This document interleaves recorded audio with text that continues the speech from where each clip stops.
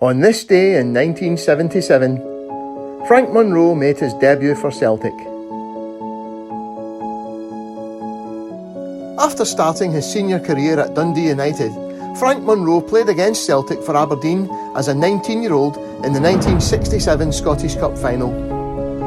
Later that year, he scored Aberdeen's first ever goal in European competition in a 10-1 thrashing of KR Reykjavik at Pittodrie in the European Cup Winners' Cup. Munro joined Wolves in January 1968 and went on to make 371 first-team appearances, including in the first ever UEFA Cup final in 1972, in which Spurs defeated Wolves 3-2 over 2 legs on aggregate.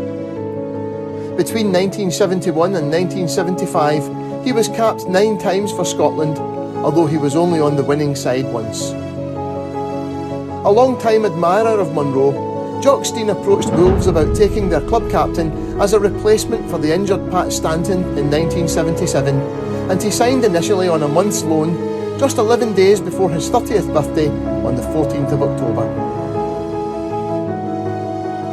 Munro told the Glasgow Herald of the 15th of October 1977, "I have now achieved an ambition. I have always had leanings towards Celtic, and ever since coming into the professional game, this is the club I have wanted to play for." Frank Munro made his debut that day, and in the continuing absence of Danny McGrain, who failed a fitness test that morning, captained the side that lined up Latchford, Kay, Burns, Edvaldson, MacDonald, Munro, Wilson, Glavin, McAdam, Aitken, Conn, subs, Lennox, Casey. Sadly for Frank Munro, he had joined Celtic at exactly the wrong time. Struggling badly after the departure of Kenny Dalglish and serious injuries to Pat Stanton and Danny McGrain, they had already lost 5 of their 8 league matches so far, and it was about to get worse. Alan Heron wrote in the Sunday Mail on the 16th of October 1977, "Celtic fell full length long before the referee blew for time, and no one was around to pick them up." It was no new experience to Celtic, for this was their 6th defeat in 9 championship starts, and the horizon has nothing but dark clouds. St Mirren, playing with confidence and control, were always the smarter side. They used the ball better, moved well, and played as a team. They fully deserved their win.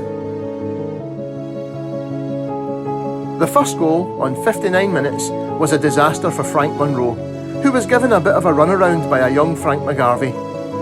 The Evening Times reported on the 15th of October, "There seemed no danger as Richardson lifted a through ball into the penalty area, but Munro, attempting to clear, sliced the ball past Latchford." Tom McAdam equalised 5 minutes later when former Celtic keeper Ali Hunter failed to hold a Ronnie Glavin free kick, and recent signing from Dundee United, Tom McAdam, fired home the rebound.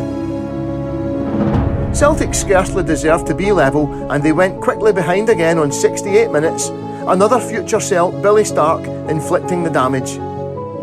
Jim Reynolds wrote in the Glasgow Herald of the 17th of October 1977, "They did not wait around and hit back just 4 minutes later with a wonder goal from Stark. He foxed almost the whole Celtic defence, then ever so casually poked the ball out of Latchford's reach with just an inch to spare."